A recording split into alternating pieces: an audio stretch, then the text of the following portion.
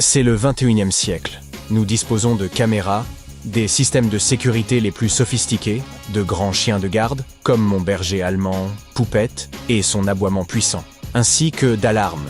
Pourtant, les voleurs continuent d'entrer dans les maisons et d'emporter nos biens. Nul ne peut se prémunir entièrement contre un cambriolage. Mais cette vidéo vous présentera les formes les plus courantes et vous rendra plus vigilant. Beaucoup de gens laissent leurs clés dans la serrure la nuit, pensant ainsi empêcher un cambrioleur de crocheter la porte, ou tout simplement par habitude. D'un côté, en cas d'incendie ou de sortie urgente, la clé déjà en place vous fait gagner du temps, puisque vous n'avez pas à la chercher. Mais, de l'autre, cela peut créer de sérieux inconvénients. Les cambrioleurs aguerris appuient sur la poignée pour vérifier si la clé est engagée côté intérieur. Si tel est le cas, ils recourent à la technique du pêcheur. Ils tentent de glisser un fil, une ficelle ou une ligne munie d'un crochet ou d'un aimant par une fente en haut ou en bas de la porte, ou par une chatière. Ils attrapent alors la clé avec le crochet, la retirent, s'en saisissent, ouvrent la porte et pénètrent chez vous. Ils peuvent aussi faire sauter le judas pour y faire passer un fil.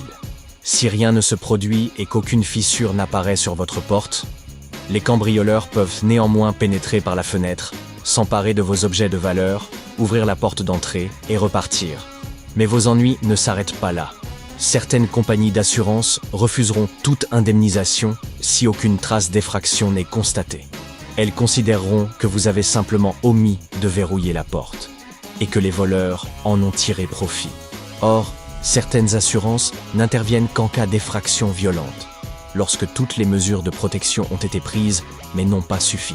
Il est donc crucial de conserver vos clés dans un lieu sûr, idéalement dans votre chambre, éloigné de la porte d'entrée et des fenêtres.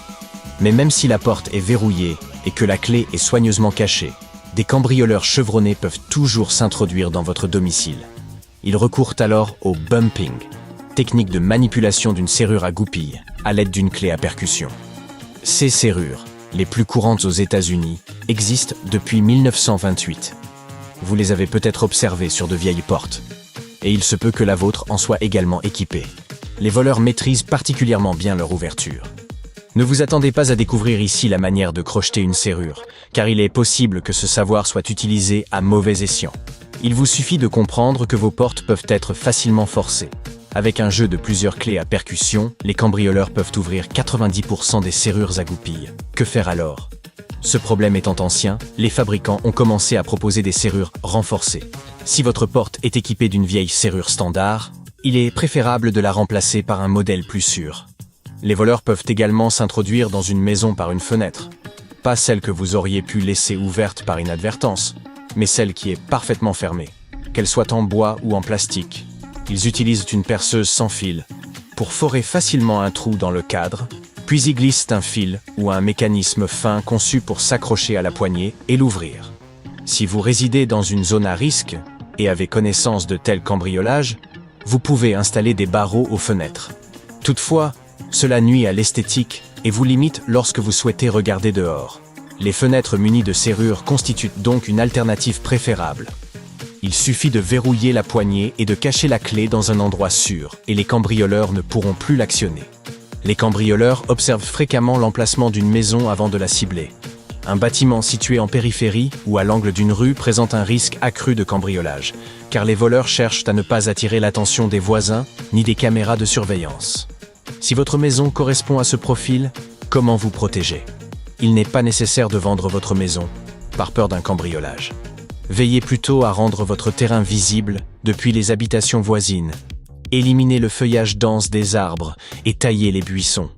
Plus votre propriété est visible, moins les voleurs sont enclins à s'y introduire. Aussi surprenant que cela puisse paraître, la majorité des cambrioleurs préfèrent pénétrer dans les maisons sans effraction. Comment procèdent-ils ? Vous seriez étonné, mais les habitants leur facilitent la tâche en laissant leurs portes ouvertes. Ils oublient ou refusent de verrouiller leurs portes arrière ou d'entrée, persuadés que leur quartier est sûr. Les voleurs passent ainsi entre les maisons et testent les poignées. Celle-ci est fermée, celle-là aussi, une autre encore. Et soudain, une porte est ouverte. Le cambrioleur entre dans l'appartement comme s'il s'agissait du sien. Il est donc impératif de toujours verrouiller vos portes, surtout dans le contexte actuel, où le monde semble de plus en plus dangereux. Si vous partez en vacances et que votre maison reste inoccupée plusieurs jours ou plusieurs semaines, Elle devient une cible idéale pour les voleurs. Sans système de sécurité avancé, le risque de cambriolage est élevé. Comment savent-ils que vous êtes absent? Ils observent longuement les rideaux, qui ne s'ouvrent jamais. Mais une méthode encore plus fiable consiste à laisser des prospectus sur la porte ou du courrier factice dans la boîte aux lettres. Les voleurs reviennent le lendemain et constatent que les documents sont toujours là. Personne n'est à la maison. Dans ce cas, la solution la plus sûre est de demander à vos voisins de ramasser votre courrier ou vos prospectus, donnant ainsi l'impression qu'un occupant est présent. N'oubliez pas non plus que des voleurs expérimentés peuvent vous suivre sur les réseaux sociaux. Si vous publiez une vidéo de vacances dans un autre pays, cela signale aux cambrioleurs que votre domicile est vide. Il ne s'agit pas d'un appel à cesser toute publication, mais si vous soupçonnez que votre maison soit surveillée, il vaut mieux ne pas révéler votre absence.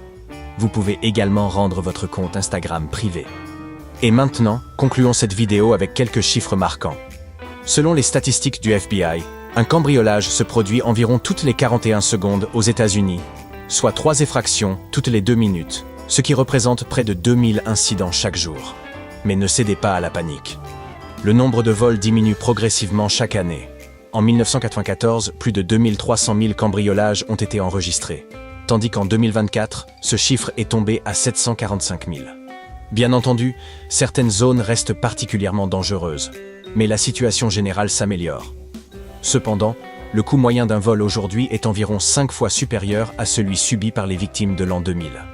Un autre fait intéressant, les films laissent donc souvent entendre que les cambrioleurs opèrent la nuit. En réalité, la majorité des vols surviennent après le déjeuner, entre 15h ans et 19h ans. La période de l'année la plus prisée par les voleurs est l'été, avec un pic en juin, plus élevé que durant n'importe quel autre mois. Cela s'explique par le temps agréable et la chaleur extérieure. Les cambrioleurs débordent d'énergie, sont de bonne humeur et se disent « Pourquoi ne pas s'emparer des biens de cette maison huppée ?» Si des adolescents visionnent cette vidéo, soyez rassurés. La plupart des cambriolages touchent des personnes âgées d'environ 30 ans, les vingtenaires arrivant en seconde position. Le taux le plus faible concerne les plus de 50 ans, sans qu'ils soient exactement connus pourquoi. Sans doute sont-ils plus expérimentés et attentifs à leurs environs. Si un cambrioleur surprend un adolescent à domicile, nous savons tous qui sera le plus effrayé. En revanche, si un homme de 50 ans, ayant vécu maintes expériences, se retrouve face à un voleur, vous pouvez imaginer la suite. Le cambrioleur risque de passer un sale quart d'heure. Quoi qu'il en soit, la vie continue et il n'est pas nécessaire de trop vous inquiéter des cambriolages. Prenez les mesures adéquates pour sécuriser votre domicile et détendez-vous.